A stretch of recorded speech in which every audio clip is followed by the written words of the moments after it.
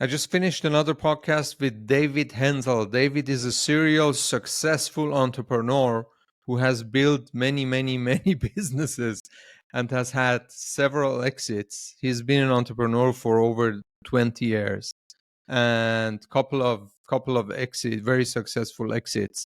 And I'm really glad that I could get him on the show because it's not easy to get a hold of someone like him.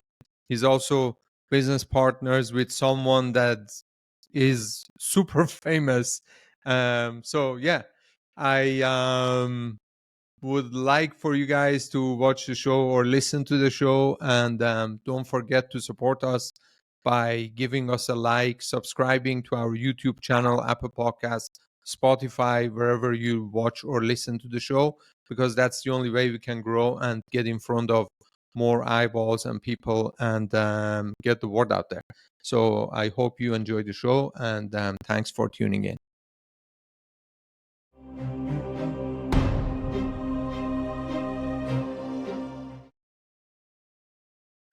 Welcome to the Immigrant Entrepreneurs Show, where our mission is to inspire, impact, and influence other immigrant entrepreneurs to follow their dreams and create the future they want and desire.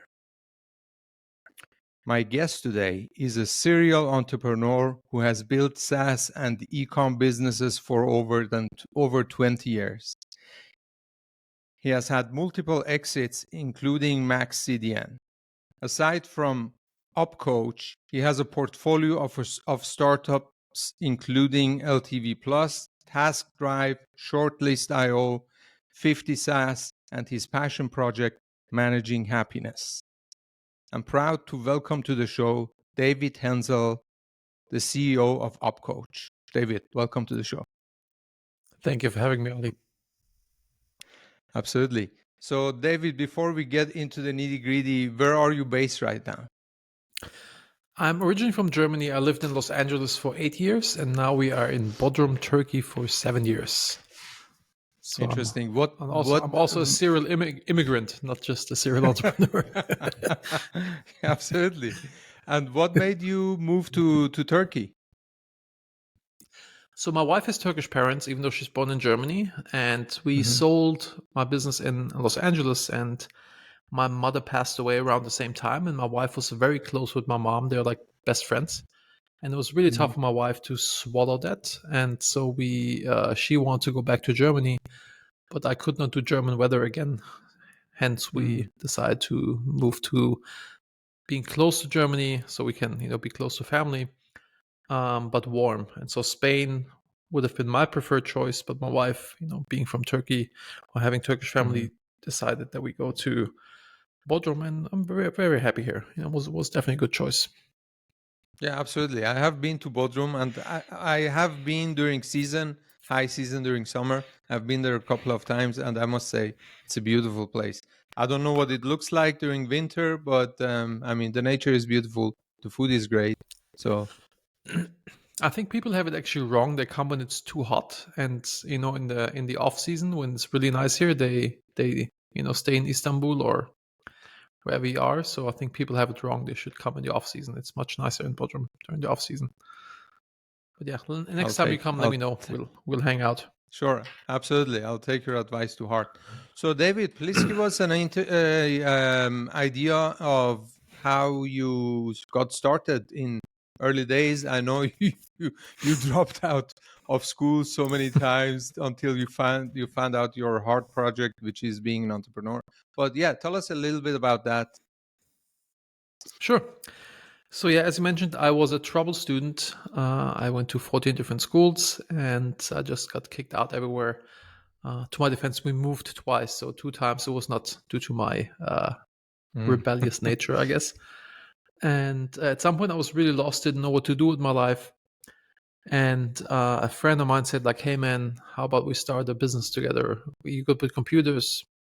Let's do this." And then I found entrepreneurship, and this was like the angels were singing when I found this, because I could do what I want to do. I didn't have people to tell me what I have to do, and so yeah, I've never looked back after finding entrepreneurship. How many years ago was that? This was I was 19 years old and I am 46 now. So I was, quite some I time ago. see. Okay. It's been Been some doing this time. for a while. Okay. Yeah. Right. So, and then what was your first experience of getting into entrepreneurship and starting your own journey? And what was actually your first gig? The first gig was we maintained in-house servers of local businesses. This dates me as well. Like back in the days, some of the listeners maybe not know this, but back in the days, your server was somewhere in your office, usually in the basement of your office.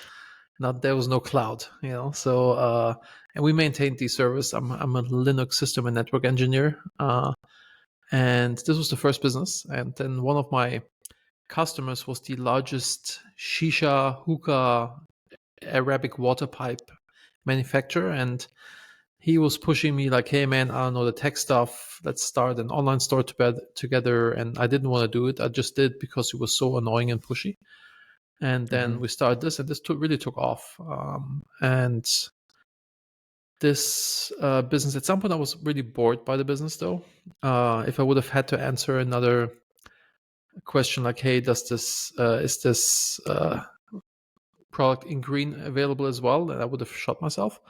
So I went back to consulting on IT projects to have like also more mental stimulation, I guess. But then I sold the business, which gave me the money to get my investor visa to move to the United States. And this was really absolute game changer for me to see that the world before, like Germany and maybe the German speaking countries were my customers in the e-commerce business, but to see that the whole world can be my customer, and also like having this personal growth experience of moving abroad was like, really took me to another level and really widened my view. So was that MaxCDN that you exited at this point before you moved to LA? No, when this was, it was in several e-commerce stores that I sold, which gave me the money to get my investor visa and move to the United States. And then this is where we started MaxCDN. Okay, tell us more about MaxCDN. MaxCDN was/is a content delivery network. We make websites load faster by distributing the assets, through our different locations. We were hosting 6 million websites at peak, and it was really fun actually to build this out. I had, during that time, my wife was diagnosed with breast cancer, and this was a big wake-up moment for me, where I looked back at my life thinking, did I really do what I was supposed to do? Did I have the impact that I wanted to have? Because back then I was like mainly chasing Benjamins and like wanting to make a lot of money. But like doing this, I guess, funeral exercise by imagining myself on my deathbed gave me a lot of clarity in what I really want to do with my life. And that's also why one of the reasons I pushed my business partners to sell the business. And that's kind of to do things with more impact. I see. How long did it take you guys to sell it from the moment that you started the business till you exited? Like 7 years ish, a little over 7 years, yeah, something like this. I see. So that was okay. That was before you moved. Okay. And then what happened from there? So obviously I hear you during this phase you became more centered also and reflected as a person, not only an Yep. entrepreneur. And then what changed actually from there? So I want to do something with more impact, and I thought about like what this could be. And initially, I started a course, which I'm still doing, but back then it was like for families, how to apply business principles to your family life.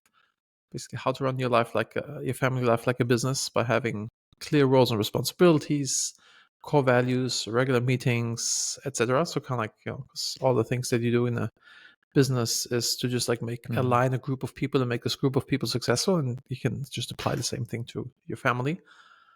And this worked pretty good, but I was not. Customers had too many like family therapist-esque questions, and I'm a business guy, not a family therapist, so I kind of lost interest in this a little bit.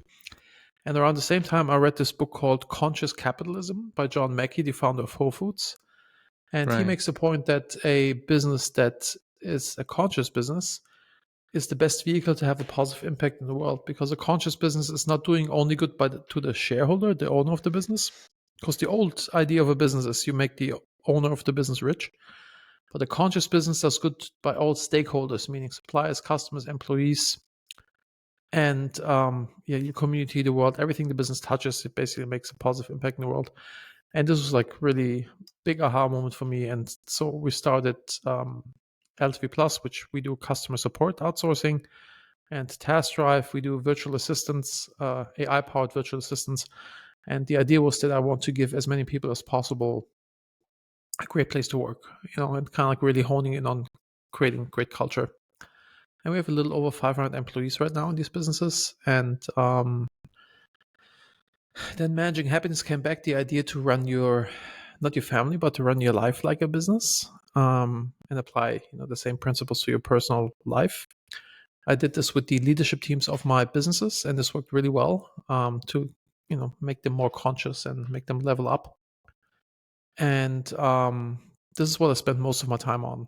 Along the way, I also built UpCoach, which is a platform for coaches to run their coaching business better, because I needed something to run Managing Happiness, because I couldn't find something that was doing what I was looking for.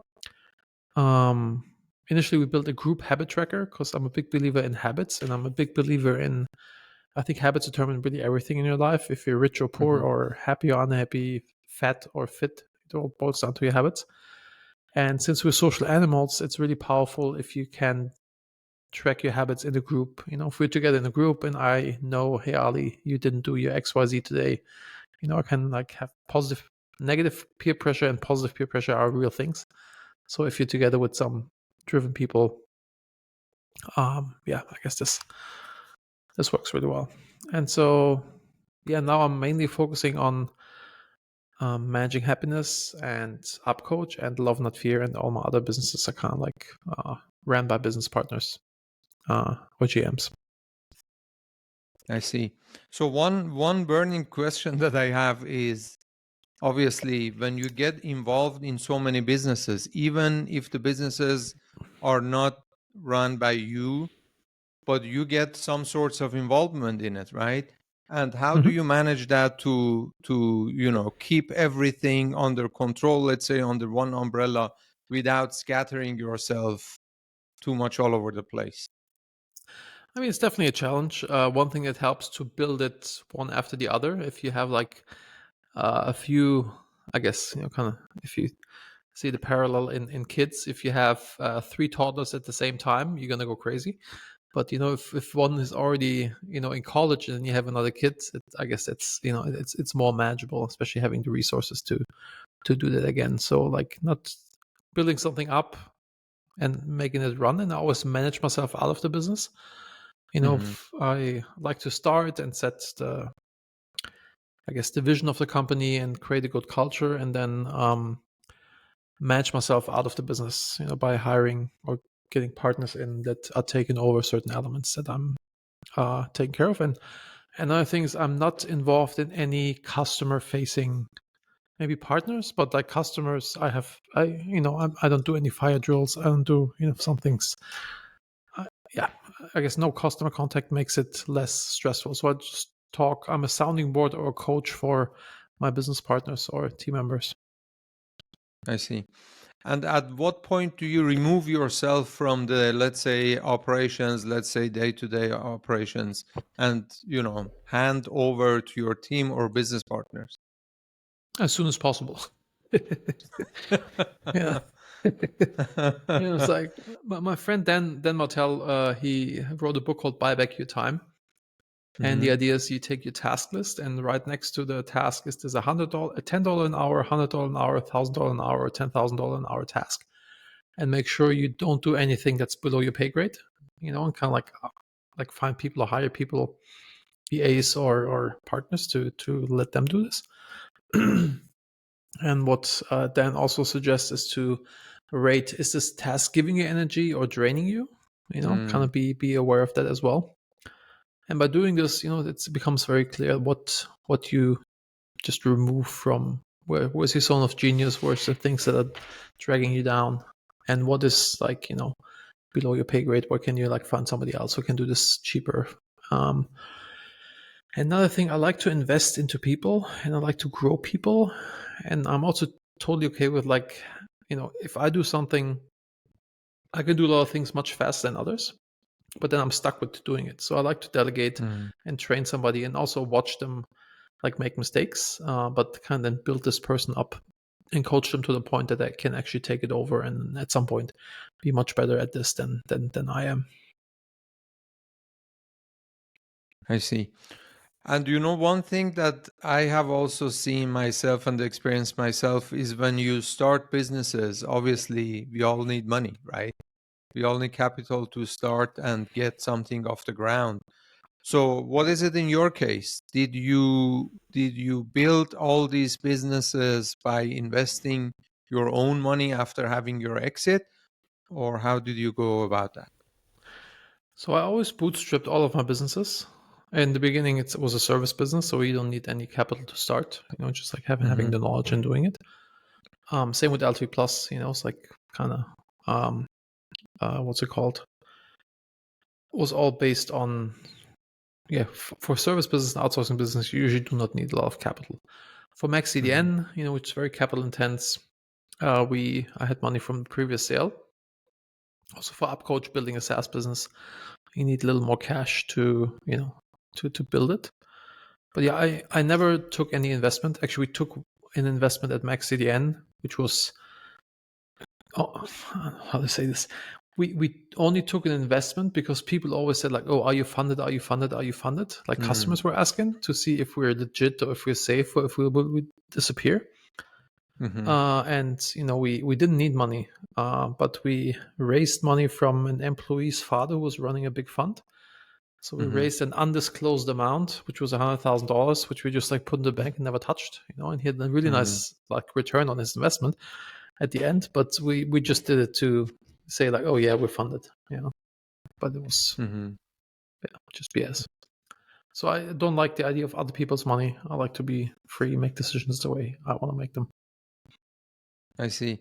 And at what point, or let me rephrase, how much or how important is it to you when you start a business that obviously, now you're not doing it for the main purpose is not the money, but without the money, a business goes out of business pretty quickly. Money is a good thing. I'm not against money. Absolutely. I totally believe money is a good thing because people say, oh, money, no, money is a good thing, is energy. The root of all evil. And yes, yeah. Energy, yes. Yeah. Okay. So here's my question. When you start a new project, how much are you focused on the business side of things? Hey, is this thing going to be profitable? Is this thing going to work? Is this thing going to give us the return on the investment that we're putting? And how much are you focused on basically, hey, is this a passion project that I'm really passionate about or not?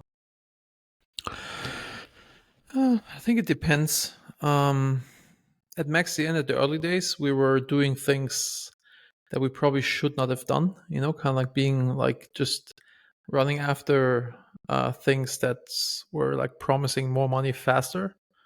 For example, we built a CDN for small file acceleration and not for live streaming. And then we had lots of potential live streaming customers. We started accepting them, and it was like a real shit show because the service that we delivered was not good, so a lot of them churned, and it was like a lot of headache on our team to build this and maintain this infrastructure, and it was not really pleasant. So if we would have like just stuck to small file acceleration, I think this would have been much smoother sailing. And so I guess like it depends. Like for example, with managing happiness, all over not fear, I've been investing a lot for quite some time, but it's my passion project. But I have the luxury to do that because A, I had some exits, and B, I have other cash flow businesses that fund this. I see. Okay. And this question is a selfish question. when you start a project like that, how much do you go about, hey, this is the mission that I believe I'm on, this is the thing, this is the calling that the business has. Let's take the Immigrant Entrepreneurs podcast as a Mhm. real life example. I started this project because I felt, number one, very passionate about it. Number two, I felt this audience was a very underserved market and Mhm. neglected market that deserves the attention, and also, the topics that we discuss about. So now I'm at the point, when I got started, it was all about, we need to, because so many podcasts, as you know, start and then before the 10th episode they give up. So when I Mhm. started, my goal was to get over this 10th episode. All I wanted to focus on was this. Then we got over that. Then I said, okay, now we need to bring higher quality guests on. Not that those guests were not, but the earlier guests were pretty much my personal network. Network, yeah. Now I'm Mm. Yeah. now I'm bringing people on the show like yourself, who maybe after 2 episodes they would have said, go get a few reps in and then come back and give me a call. Then I will Mhm. consider it.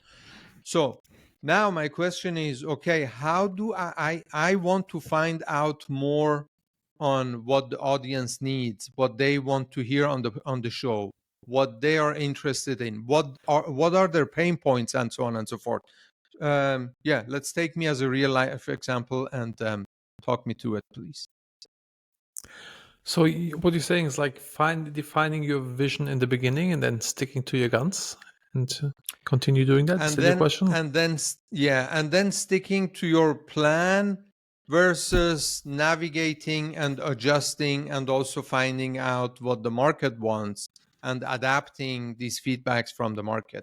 Number one, it's my first question. Number two, how to get this real life feedbacks from your customers, from your audience. In this case, with the podcast, is an audience. Mhm. So one thought, I think the vision of the company like rarely changes, but the mission changes. So vision is like where you're going, and mission is Mhm. how you're gonna do this, right? And so I guess with the Immigrant Entrepreneur podcast, so the vision is to help immigrant entrepreneurs to thrive, right? So the Right. vision stays the same, but then the mission is can change because you talk to people and you find out like what do they want to hear, and so I think that's totally normal. Um, for example, at UpCoach, we initially built it for my own needs, Mhm. but now it's like basically building it for bigger coaching organizations. But now we saw that what the market and what our users that sign up and find us are looking for is like they're often uh, like a one-man show coaching business. And so we saw, okay, this is the need, and so we're building out these features for the next 2 quarters. We focus on building lots of features to make this target audience complete, and then once we've done this, we'll probably like shift to something else. But um, yeah, I guess like it's with the ideal customer profile. People really spend a lot of time, and there's lots of anxiety about what is your Mhm. ICP, right? Mhm. Mhm. Um, and my business partner Todd, he's an amazing coach. He wrote the Alter Ego Effect, and he built 3 coaching businesses before. He trained lots of Olympians and famous people. He actually defined the alter ego, the Black Mamba alter ego of Kobe Bryant. Mhm. So he really knows his stuff, and he said something that gave me a lot of peace. It's not about ICP; it's about your starting ICP. First we're gonna focus Mhm. on this, and then it can evolve.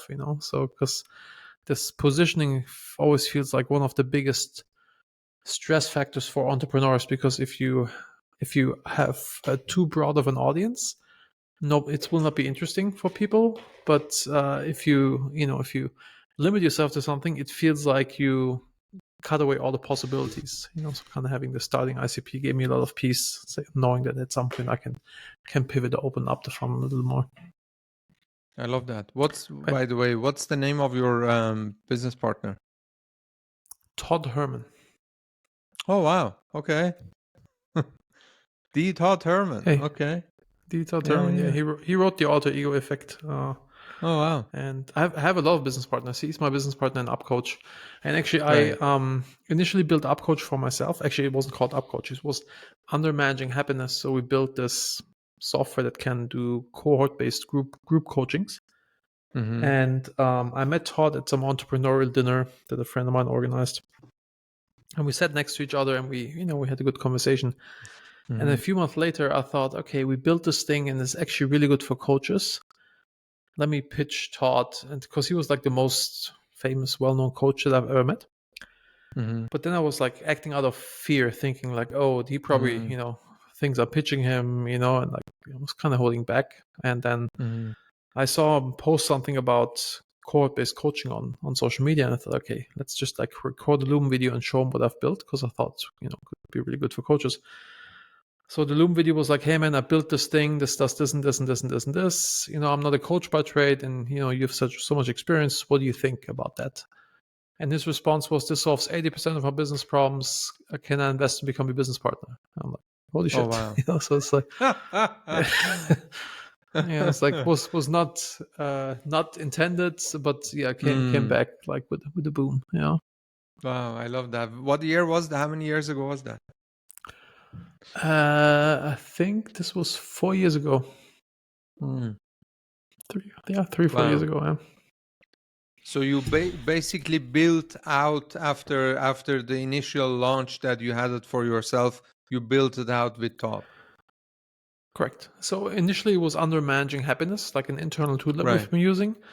And then we defined, okay, let's break this out into a different SaaS, and we called it UpCoach, bought the domain name, and then moved this over and did lots of changes, because before it was only built for Mm-hmm. me, and so we made it like a WYSIWYG, WYSIWYG editor, so every coach can kind of like change it up, his program the way he wants it. Mm-hmm. So yeah, it was wild. I also didn't expect that, but Mm-hmm. and that's another, I guess, tip that I can give. When I start a business, I always love to partner up with somebody who has deep trust, is very trusted in the marketplace for this Right. specific thing, because like I'm somewhat known in the SaaS, someone known, from the CDN days, I'm kind of known in the WordPress space, but in Mm-hmm. coaches, nobody knows me, So if I launch Mm-hmm. this coaching software, coaches think like, who's this? And so with Todd coming in, lots of coaches just like bought it because Todd is involved. Oh, it must be good if Todd is involved, right? Mm-hmm. Same with MaxCDN. We reached out to Mashable and told Mashable like, hey guys, we give you our CDN for free, and we buy a banner on your website. In return, please add at the bottom of the website, accelerate by MaxCDN.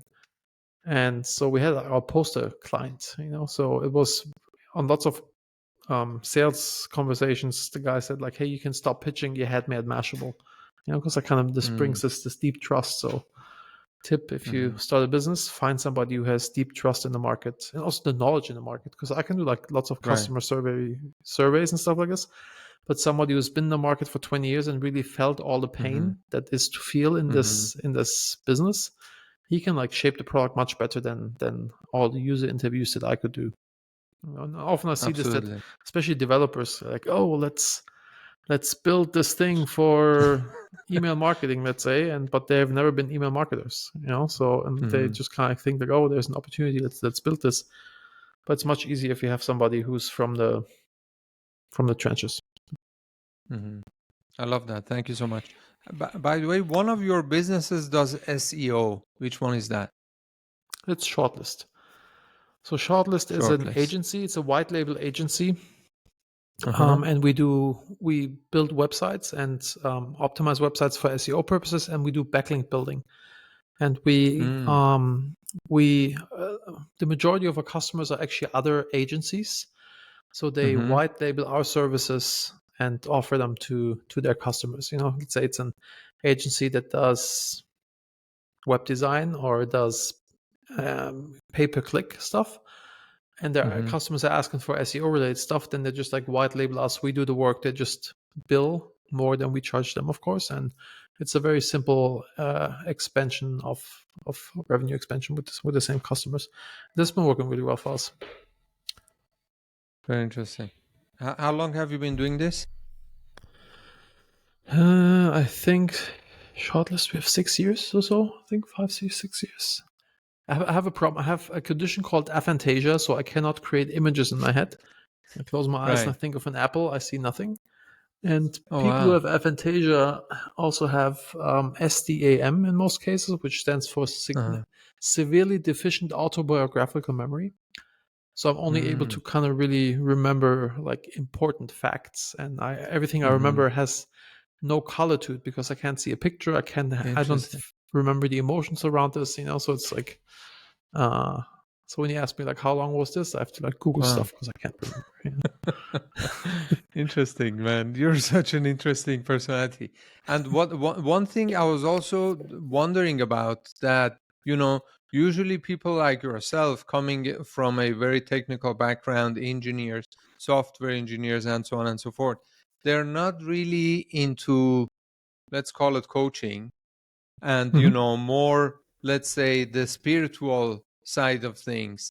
But I'm fascinated that you do both, and you have businesses that pretty much are focused on both sides of the things. Yeah, it's true. I guess I used to be a Linux system and network engineer, but I switched to the dark side of business and marketing. So I have like the both. But meanwhile, I'm pretty. I still know what people can't bullshit me. Kind of know how long things Mm-hmm. take or how things work, but I can't do anything anymore. Kind of. Right. And from the spiritual side, I've had a very broad exposure to different religions. Okay. My father and a friend, they brought Shambhala to Europe, which is a Buddhist religion. So I grew Mm. up in the first few years of my life until I was 6 in this Buddhist Mm-hmm. temple. We lived there. And then my mother was Roman Catholic, and I was an altar boy at some point, And then I met my wife, and I converted to Islam, and I lived Islam straight for 7 years, like the whole Oh, wow. shebang with like I did, Mm-hmm. like Ramadan, etc. Mm-hmm. fasting. And then I moved to LA and I became more spiritual. Mm. And now I guess my quote unquote religion is, you can see, love, not fear. It's like, I love that. I'm a big Mm-hmm. believer that every decision in life, you either make it out of love or out of fear. If you make it out of love, you're Mm-hmm. on the right path. If you make it out of fear, you're on the wrong path. And if Mm-hmm. you really, I think if you boil down what all religions tell you, it's just about like, act out of love, you're on the right path. Love is God, the devil is fear, abundance Mm-hmm. is love, scarcity is fear. So this became like the North Star guiding my life. That's a great place to be in. But I also wonder, now that you're obviously in a quite nice place, and you have a good life, and you have thriving businesses, and also financially in a abundant place, let's call it. What if someone would have told you many, many years ago, when you were hustling and making things work and had no idea how these things are going to turn out, if somebody would have talked to you about the things that you believe in today, abundant, and there is enough in this world, and love, and not fear, how would you have reacted? Would you have had the understanding and the right mindset to let it come No, to you and no, accept it? no. I'm a German engineer. It's like, it was all bullshit. Like just actually, but it's kind of, I found out over time. For example, I used to be very introverted. I would have never been on a Hmm. podcast before. I was even uncomfortable Right. running a meeting with my own team, or being on a conference call with a customer was all horror for me. And a very Mm. good friend of mine was crushing it at networking and public speaking. So he always gave keynote speeches and stuff. And he networked like a crazy man. And I saw how good this was for his business. I thought, okay, I want this too, right? But like being an introverted nerd, it was not on the menu. So I thought, like, how do I get there? Hmm. So I did Toastmasters twice a week, which is public speaking training classes. Hmm. They're all over the world. Was really helpful for me. Hmm. And I went to 2 networking events per week, and I talked to everybody and their mom, even though it was like very Hmm. uncomfortable. but I kind of did it exposure therapy style, and it got better. But the real transformation happened when my yoga teacher said that every decision in life you make out of love or out of fear. And this was like really like the light bulb that went off in my head, because before when I would have never given a talk, but if I gave a talk, I was full of fear, thinking, do they think what I'm saying is stupid? Do they think I look weird? Do they think I have a weird German accent, etc.? And then when I'm in the state, I can't present it because I'm full of fear. But if I flip it around and I think what I'm sharing here can help people in their life or in their business, then I'm doing this for them. It's not for me. It's for others, and then I'm doing it out of love, and then it becomes super super easy. Or selling, I hated sales with a passion. I was just like consultative, like, hey, we built this thing. If you like it, cool. If not, go away. Like done. And I sold out of fear because we're a startup. We have to sell or we die. But now if I sell something, I know it's it really is a good fit for you. I can even be pushy sales guys like, hey Ali, freaking buy this, it's gonna help you so much, and you'll feel where this is coming from, and you're way more likely to buy because you feel that I'm doing this to enrich your life or to really ease your pain versus making my pocket full. And this was like really it really changed my life in so many facets. I love that. I can relate so much to that. Sometimes I don't feel, although I enjoy these interviews, but I give you an example. My wife is pregnant, right? She's due in 2 or 3 weeks, but baby could come anytime. Nice. And she actually asked me this morning, she said, hey, when you're on the podcast, when you're recording the podcast, your phone is off, right? I said, yeah, my phone is off. Both. I have US number and the Swiss number. Both phones are off. She said, okay, and we have a little son, obviously, who is with her alone at home. She said, okay, if it's time, what do I do? I was like, that's a good question. Oh, I never thought about that, I said, okay. And then I thought about it a little bit. I said, okay, so here's what I would do. Send me a text message, because if you send me a text message, it will pop up on my screen on my computer. Then I'll see it. At the same time, if you can still somehow get a cab, go to the hospital, and then I'll wrap the podcast and I'll come there and take care of everything. Oh, just She like said, okay, screw the let's do that. podcast, just like hang up. Family first. Yeah. Yeah, absolutely. But first I need to find out about it, So, but what I wanted to say actually is sometimes I don't feel like getting on the show, or hey, today I could, because now I'm recording at evening. And now I could do this and do that. But I feel like if I'm not doing this, because there are people out there that are in need of this, I'm doing a disservice to them, and it's not about me any longer. It's about the crowd that I'm here to serve. Serving. And the thing that I started, So yeah, that's pretty much what I feel. And I could literally feel it when you said, hey, I do things out of love and not fear. Love. By the way, little hack. Tell me. Little hack. These days people usually don't call you out of the blue. Only cold callers call you, or Right. So the only person, only when my wife calls me, my telephone rings, and my daughter. Otherwise, my telephone doesn't ring. So it's kind of set up like that. So you can do this I love it. I guess if you have an that's iPhone, a good point. That's a very simple setup. Yeah, I do have an iPhone. Yeah, that's a good point. So, David, do you do everything, I would say, close to 100% out of love, or do you still have times when All the you time. do things out of fear? All the time. And it's about being conscious. So when it feels good, I lean in. If it doesn't feel good, I take a step back and reevaluate, like, why am I not doing this? Why does this not feel good? And then I can evaluate, like, is this because it's against my values? Is it because it's the wrong thing? Or is it because I'm shy or insecure about this? And if it's the shy or insecureness or outside of my comfort zone, then I often can just like kick myself in the butt and say, okay, let's go. And it helps me to, but I think this, like, the emotion is the barometer. If it feels good, lean in. If it doesn't feel good, evaluate why it does not feel good. If it's because it's outside of comfort zone or whatever, or some things are unclear, that's why I'm holding back. often I can just like flip this in my head, you know. I see. Have you had failures in your entrepreneurial journey, or is it all success All the over time. success over success? All the time. Yeah, I mean, I was never super broke or something like this, because I also like been like somewhat careful. Mm-hmm. But yeah, we definitely had businesses that didn't work out. You know, also had like one business that I had a business with a friend of mine, and then my daughter was born.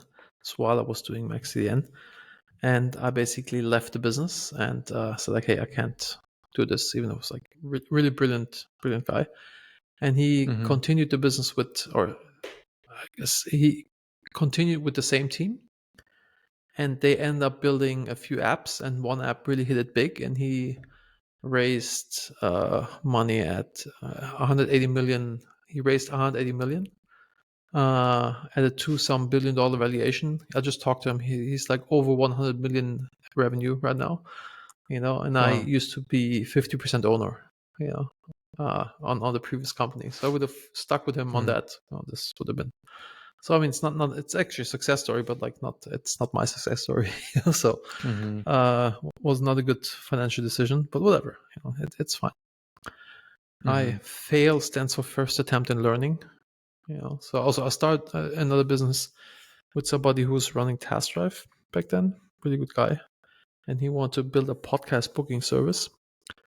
And we started, and we got traction, we got revenue, it was profitable, but it was occupying, it was taking more of my time than I thought, and I was not really passionate about this, and so I just like left. I said, okay, guys, you can continue doing this. I'm out. You know, so that's of course. You know, Mm-hmm. but yeah, failures is definitely part of it. You know? Mm-hmm. And when you start a new business, how do you go about? Because obviously, as we both know, one or the most difficult thing is having or getting product market fit, right? Good Until you fit. get there and proof of concept and everything, and then things start, then you know at least where to double down and what to double down on. So how do you do that? Is that the first thing you do when you start a new business to get product market fit, or how do you go You about know, that? so most of the time right now, I'm building businesses to scratch my own itch. Mm-hmm. You know, so like Mm-hmm. I built UpCoach, or we built UpCoach because I had the need. I couldn't find a group habit tracker, and I couldn't find these cohort-based coaching softwares. You know, so I was the customer. So the product market fit is like building something that is good for me. You know, or with the outsourced Right. support, we had this at MaxCDN. We want to hire people in LA for nighttime shift, and we couldn't find good people, and also not at reasonable prices. And so we looked abroad, and you know, so replicating this, you know, or Task Drive, we did lead research, we did cold outbound, and you know, we had our LA based sales guys do lead research, and it was not economically. We could just like do this way cheaper somewhere else. So I guess in my current situation, I'm always the beta customer, and I kind of build something that works for Mm-hmm. me. And once it works for me, also time it works for a few other people as well. Mm-hmm. So with Task Drive, are you guys focused on VAs that do lead gen, or what does it look like? Initially, Test Drive I bought for my business partner, and initially we focused only on sales development reps and lead research. But like I don't know, like a year ago or a little less, we pivoted to AI-powered virtual assistants. So we have Tim, who's the CEO. He's like absolutely gifted and a super nerd when it comes to AI stuff. And so he looks at what the customer does, and then the customer builds their own GPT for them, and then looks at the process and sees like what can be done with AI. And then we hire them a VA who executes the tasks. You know, for example, on my social media, I don't write anything. This is all like based on all the podcasts I was on, all the courses that I've created, all the blog posts I've written. This is all in Mm-hmm. one GPT, and I have a very talented person who's just like creating the posts for me. It really Right. sounds like stuff that I would say. So we just Uh-huh. ideas you can automate/outsource 80% of your repetitive tasks, and have a virtual assistant do those combined with AI. I'm glad we got the real David on today's podcast. He's not the Are AI you sure? version of you. So, okay. And you told us the story how you became business partners with Todd Herman, but how do you go about finding these amazing people and talents to partner up with? One thing is, I guess a rule: how you do one thing is how you do everything. Mm-hmm. So I meet people, I hang out with them, I see them at places, and then I just judge like how do they treat the waiter. If you're sloppy here, you're gonna be sloppy there. If you're an asshole over here, you're gonna be an asshole over there. If you Right. cheat on your wife, you're most likely also going to cheat on me on business, without blinking an eye. That's right. So it's just That's right. so I guess, or if you're extremely obese or you take too many drugs or whatever, like Mm-hmm. if certain areas in your life are not in line, are out Mm-hmm. of control, other areas in your life are out of control. So it's not very popular Mm-hmm. to say these things, like, oh, that's not inclusive or whatever, but Mm-hmm. I'll protect myself. Yeah, that's a good one. Do you mind moving to your right a little bit? Yes, that's perfect. Like this. That's yes, that's perfect. One thing I also say is if before doing, even if it's a small deal with someone, I try to get them off the setting that we have. Let's say if it's on a negotiation table, or let's go for a coffee, let's go to eat, let's go for It's lunch. different. And then you also find out how these folks treat the people at the restaurant. Yes. Are Yes, they friendly absolutely. to them? If the food comes Yes. late, or whatever, how do they react? And then you get the real face of these people. Yes. How you do one thing is how you do everything. Absolutely. Exactly. So David, what is your advice to people that are getting started out, immigrant entrepreneurs that are thinking of starting either new business or becoming an entrepreneur? What would you tell them? What is the advice that a seasoned, experienced entrepreneur has, like yourself? Number one, of course, make decisions out of love and not fear. And money is a side effect of providing value. And really look into what is something that you're really passionate about. What is a change that you want to see in the world? What is something that, kind of fits to your story? Because then it's easier for you to grind through the tough parts when it gets tough. If you're actually passionate about this, Mm, and if you're just doing it for the money, then it's not that easy to keep on pushing. So find something you're really passionate about. Find something that, ideally, if you have your own itch that you want to scratch, I think that's always a good place to start. Or in your family business, or your friend that needs something, if you can help them solve that, it's much easier than dreaming up like, oh, that's the hot space, let's do something, even though I have no idea about that. Kind of like the example with Todd, having felt every pain that you can feel in the coaching business, he can give great insights into what to build versus me dreaming up stuff. mm. I love that. Thank you. What makes David excited about getting up in the morning? Um, I usually get up in the morning because my trainer comes at 6 a.m. to do some workouts. I actually get up fairly early, always, like around 5. Mm, I'm just I have my personal mission, which is very clearly defined, and this is what makes me get up in the morning, I guess. Right? I uh, I see myself as a change agent, transforming the lives of individuals and companies so they can reach their mhm. full potential and consciously live the life they desire. This is what is very exciting to me. and seeing people thriving, seeing people to become more conscious, seeing people figuring out what they really want out of life, not just like keeping up with the Joneses and doing things because, becoming an architect or a lawyer because your parents want you to do that, or, kind of like helping people to figure out what they really want out of life and giving them the tools to achieve it. That's what makes me happy. I love that. Thank you for sharing. Is there any advice you would give your younger version? You would give your younger self 20, 25 years ago? Act out of love, not Love, fear. not fear, Sooner. for the ones who cannot see it, who are listening. Love, not fear. Yes.